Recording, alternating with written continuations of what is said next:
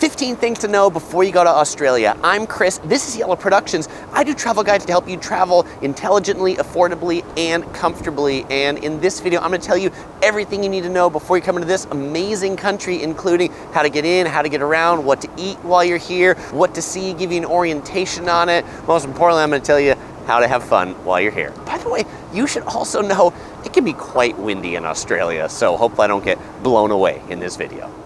Now, the first thing to know is that Australia is big. It's real big. In fact, Australia is the 6th largest country in the world in terms of land mass, but only 25 million people live here. To give you an idea of the size, if you're driving from Brisbane to Perth, that's going to take you about 3 days. The flight is about 5 hours, so kind of similar if you're going from coast to coast across the United States of America. The number one mistake that tourists make coming to Australia: simply trying to see way too much on their first trip. You can't do it all. You can't see the whole place. Pick a region or two, stick to 1 or 2 cities. A great start if it's your first trip would be to do Sydney and Melbourne and leave the rest for next time. Now, the second thing to know is some information to help you get oriented on Australia. I mentioned just to stick to 1 or 2 regions, so let's go ahead and talk about Australia's major regions. Starting on the east coast is Sydney, home to 5.3 million people. It's Australia's biggest city with the famous Opera House, but Sydney isn't the capital of Australia. Canberra is the capital. It's a 3-hour drive south of Sydney. It's a planned capital with 400,000 residents, kind of like a mini Washington, D.C. Swinging around to the south coast, we've got Melbourne. It's spelled like Melbourne, but it's pronounced Melbourne. It's Australia's 2nd largest city with 5.1 million people, but it could surpass Sydney in a few years. Melbourne is more artsy and funky than Sydney. Continuing around to South Australia, we've got Adelaide. Adelaide is home to 1.3 million people. It's known as Australia's festival city with famous wine-growing regions. Perth is the capital of Western Australia. If you want the most sunshine of Australia's big cities, look no further than Perth. In the center of it all is the Outback, yes, where the steakhouse gets its name. No, you won't find an Outback steakhouse in Australia's Outback.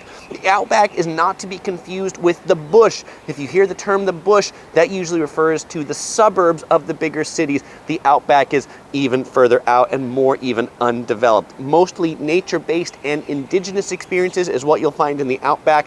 Some might say the Outback is the real Australia. Now, back on the west coast, you'll find the Great Barrier Reef, a 2,600 kilometer long set of reefs home to an amazing underwater wonderland of aquatic creatures. But the Great Barrier Reef also has 300 islands to explore for land lovers. This is really paradise for snorkelers and scuba divers. The third thing to know is Australia is more than just desert. Yes, Australia gets all 4 seasons, including winter and including snow. Australia actually has 16 ski resorts. You'll find them mostly in the southeast near Sydney and Melbourne. And if you're from the northern hemisphere, remember the seasons here are flipped. So summer is December to February and winter here is June to August. The fourth thing you'll want to know is about the really cool animals you can see when you come to Australia. And there was one actually part of Australia I left off when I went around because I want to mention it now, which is the island of Tasmania. This island is off the south of the mainland of Australia. And yes, the Tasmanian devil is real. Not the Looney Tunes character, but there's actually an animal named the Tasmanian devil that comes from this island. Now, the 5 animals you'll want to see in Australia, according to the Sydney Wildlife Zoo, are the kangaroo, the wombat, the platypus, koalas, and of course, crocodiles.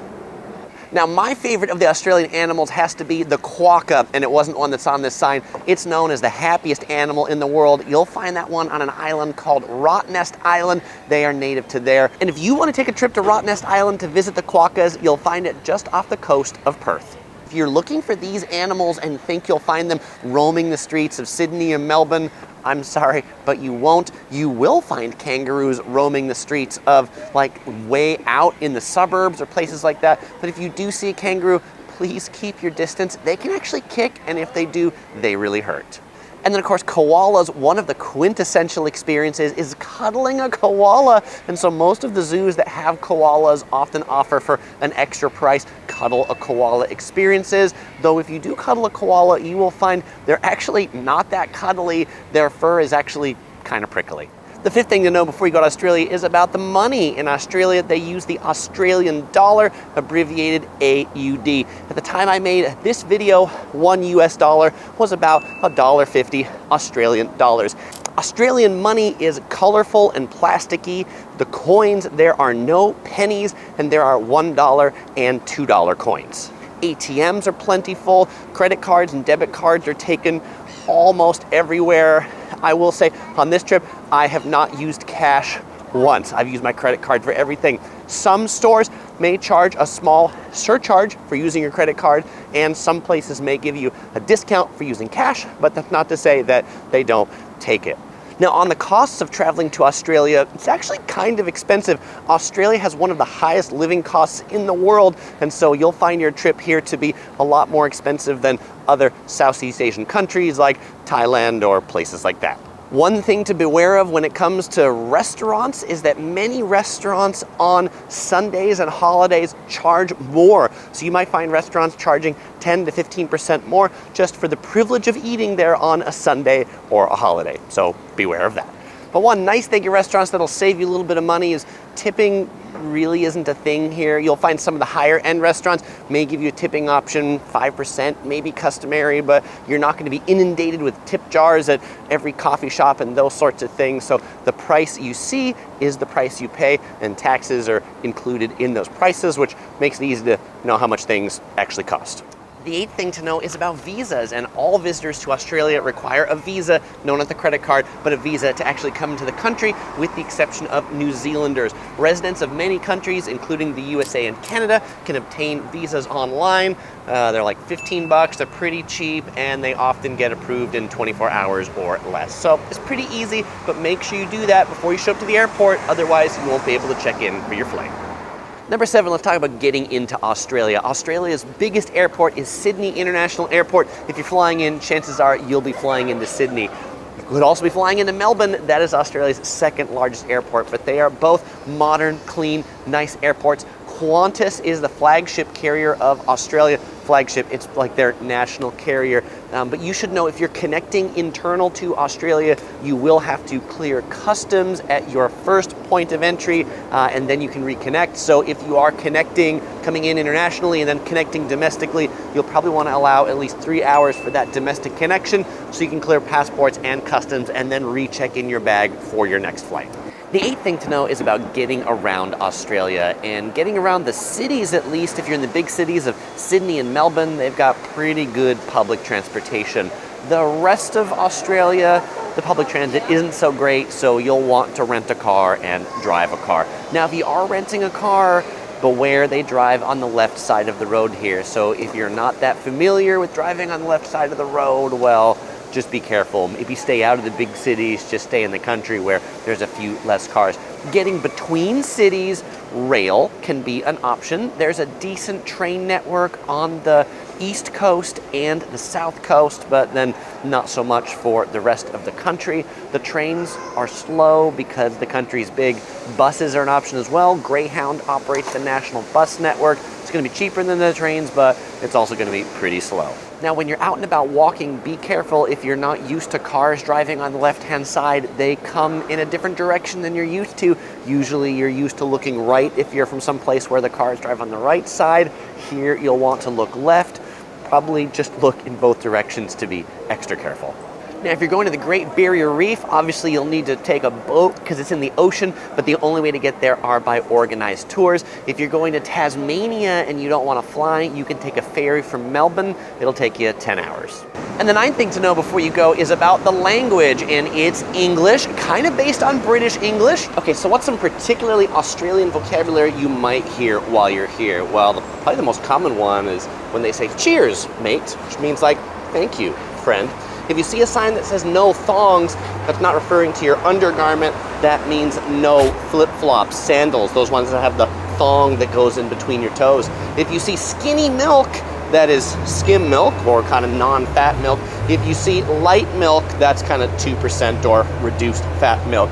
If you see trading hours on store, that's when they're open. If you see a sign that says "mind the gap," that says, "Hey, don't fall in this hole before you board the train." If someone says they're feeling dusty in the morning, that means they're hung over. If you see a restaurant that advertises they're a takeaway, that means they serve the food to go. If you see a shop that says they're a chemist, they don't sell chemicals, that's a pharmacy or a drugstore. And then if somebody says no worries, mate, to you, that means no problem, not a big deal. It could also mean thank you or you're welcome. Number 10, let's talk about the beach. Australia has some really fantastic beaches, but the problem with the beach in Australia is there's lots of things in the water here that try to kill you, from jellyfish to sharks to even more. And so if you are at a beach that is lifeguarded, make sure you swim between the flags where it is safest, or even maybe try to find a netted beach to swim at. That's gonna be even safer. Now, if you're going out surfing, lots of great surf breaks in Australia, lots of great surf infrastructure, surf shops, but whatever you do, if there are posted warnings at the beach, take those warnings seriously. Oh, and I'm gonna warn you about these birds right here. These birds right here are vicious. They will take all of your food. Don't let any food nearby these things, otherwise you're not gonna have any food left. The 11th thing to know before you go to Australia is about shopping. And stores, they open about 10 a.m. and they close early in comparison to most other countries. Think 5, 6, or 7 p.m. for the stores that stay open the latest. Now, in most cities, there's 1 or 2 days that perhaps they stay open later. For example, in Sydney, stores stay open later on Thursdays. In that case, they'll be open until 9. But beware of Sundays. On Sundays, particularly in the rural areas, stores close super early or maybe don't even open at all. And when I say stores, I don't just mean like clothing stores, I mean grocery stores and drug stores. Like in some cities, those might close at 3 p.m. on Sundays or might not even open at all. This also applies to gas stations. So if you're out in the middle of Australia, you should probably gas up on Saturday and not depend on getting gas on Sunday. The 12th thing to know is about the food in Australia, and unlike Crocodile Dundee said, it turns out they actually don't put any shrimps on the barbie, because if they're putting something like that on the barbie, it's actually going to be prawns. Now, Australia's British heritage remains in their classic Aussie foods. You will find them to be heavy and hearty. Some classic Australian eats that you might want to seek out are sausage rolls, which is basically sausage embedded in some tasty bread. Meat pies, that is meat wrapped in a bit of a pie dough. If you're feeling adventuresome, you can eat some classic Australian animals, kangaroo, crocodile, emu, and more you'll find on offer in Australian restaurants. On the breakfast buffet, you might see these little packages of Vegemite. They are yeast extract and vegetables. In my opinion, it's a little bit of an acquired taste. For dessert, it doesn't get any more iconically Australian than a package of Tim Tams. These are little biscuits with some chocolate and a cream filling. You'll find them in nearly any Australian supermarket, and they can be quite addictive. Now, my favorite foods to eat in Australia turns out to be Asian food, because Australia is actually pretty close to Asia, and that means there's tons of delicious Asian food here. Chinese, Japanese, Indonesian, Malaysian, Thai, and more.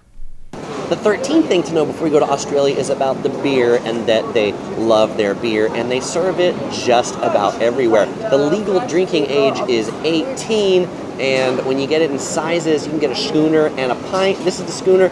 It's $9 from this plastic cup at the Sydney Seafood Market. Now, you will see some restaurants that advertise BYO. What that means is you can bring your own alcohol. They don't serve alcohol. And then you'll see restaurants that say no BYO, which means you can't bring your alcohol there. Now, you should also know that when you're out drinking beer, many places in Australia have some lockout laws, which is like a certain time that you won't be able to get in the bars after. Changes depend on cities, so look that up if you're going to be doing your late night beer drinking. But as someone who's not a huge beer drinker, because I also find beer to be bitter and have this awful aftertaste, I find this beer actually quite mild and tasty. I see why they like it here. The 14th thing you need to know before you go to Australia is about coffee, and coffee is really a religion in Australia, so much so that a coffee shop names itself the Ministry of Coffee. What you need to know about coffee in Australia, they take it seriously. It's not wussy drip coffee. It's pretty much all espresso-based drinks here, but you're gonna find the language at the coffee shops here different from the language at many of your coffee shops back home. Cappuccino is the standard frothy thing, though they put chocolate kind of sprinkles on top. If you get a flat white, that's gonna be milk that's been heated but not made frothy. If you want a long black, that's gonna be kind of like an American drip coffee. They put some espresso and then they add hot water to it. And if you get a short black, that's gonna be a standard espresso. So if you're a coffee snob, study up on the Australian coffee terms, but definitely start your morning with some coffee, have some midday, have some in the afternoon, and you'll be buzzed by the time nighttime comes. 15th thing to know is about American brands in Australia. There are a lot of American brands in Australia that have no resemblance to their American counterparts. For example, Woolworths has been long out of business in the USA. It used to be kind of like an everything store, but it is a thriving grocery store chain here in Australia. The Greyhound buses in Australia, they have no relation to the Greyhound buses in the USA. Now, if you see the sign that says Hungry Jack's, this is actually Burger King, the home of the Whopper. You will find some things that are the same. For example, McDonald's is still McDonald's here, but they call it Macca's, like Big Mac, Macca's. That's kind of like the nickname for McDonald's. Now, sometimes the Australian-based American chains are distinctly better. For example, Domino's Pizza in Australia has been known to serve Peking duck pizza. American locations Domino's, take that. And the last thing to know is I've got more videos on Australia, particularly on Sydney. If you want to see more videos on Sydney, you can check out my playlist right here. Or if you're going to Australia's second largest city, Melbourne, you might enjoy my travel series on Melbourne right here. Well, fellow explorers, as usual, I won't say goodbye because I'm going to see you in one of those videos.